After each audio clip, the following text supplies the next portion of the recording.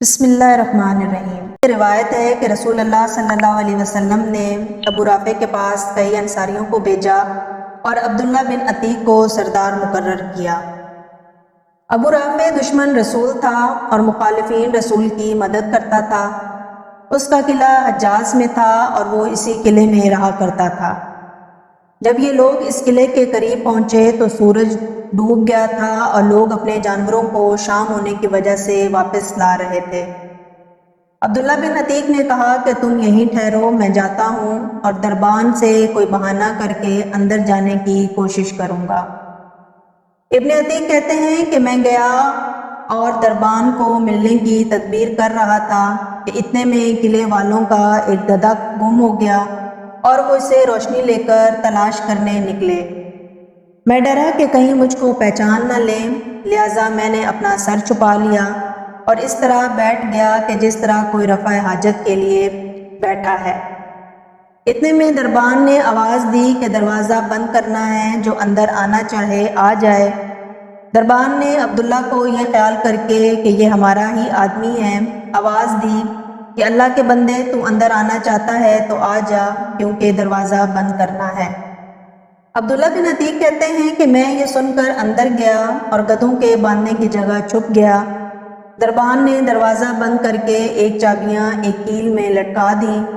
جب دربان سو گیا تو میں نے اٹھ کر چابیاں اتار لیں اور قلعے کا دروازہ کھول دیا تاکہ بھاگنے میں آسانی ہو۔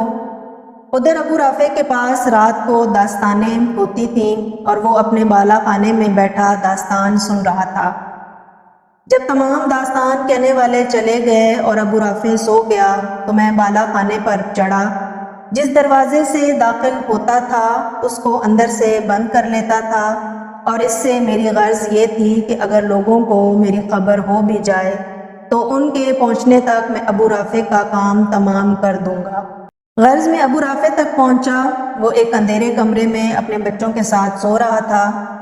میں اس جگہ کو اچھی طرح معلوم نہ کر سکا اور ابو رافع کہہ کر پکارا۔ اس نے کہا کہ کون ہے؟ میں نے آواز پر ہاتھ بڑھا کر تلوار ماری۔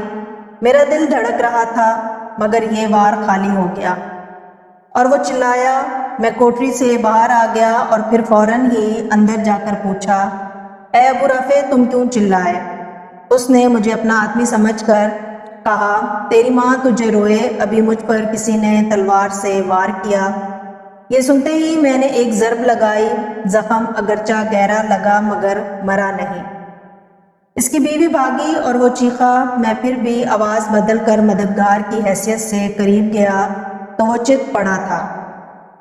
میں نے تلوار پیٹ پر رکھ کر زور سے دبا دی۔ ایک ہڈی ٹوٹنے کی آواز سنائی دی گئی۔ تلوار چیرتی ہوئی پیٹ تک پہنچ گئی۔ اب مجھے یقین ہوا کہ وہ ہلاک ہو گیا ہے۔ پھر میں واپس لوٹا اور ایک ایک دروازہ کھولتا جاتا اور سیڑھیوں سے اترتا جاتا تھا۔ میں سمجھا زمین آ گئی۔ چاندنی رات تھی۔ میں گرا پڑا اور پنڈلی ٹوٹ گئی۔ میں نے امامے سے پنڈلی کو باندھ لیا اور قلعے سے باہر آ کر بیٹھ گیا اور دل میں طے کر لیا کہ اس وقت تک یہاں سے نہیں جاؤں گا جب تک اس کے مرنے کا یقین نہ ہو جائے۔ آخر صبح ہوئی۔ مرغ نے اذان دی اور قلعے کے اوپر دیوار پر کھڑے ہو کر ایک آدمی نے کہا، لوگو، ابو رافع حجاز کا سوداگر مر گیا ہے۔ میں یہ سنتے ہی اپنے ساتھیوں کی طرف چلا اور ان سے کہا کہ جلدی چلو، اللہ نے ابو رافع کو ہلاک کر دیا۔ اس کے بعد ہم نے رسول اللہ صلی اللہ علیہ وسلم کو آ کر خوشخبری سنائی۔ آپ نے میرے پیر کو دیکھا اور فرمایا کہ اپنا پیر پھیلاؤ۔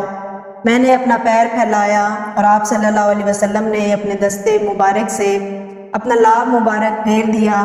ایسا معلوم ہوا کہ اس پیر کو کبھی کچھ ہوا ہی نہیں تھا۔ یہ تھا ہمارا آج کا واقعہ۔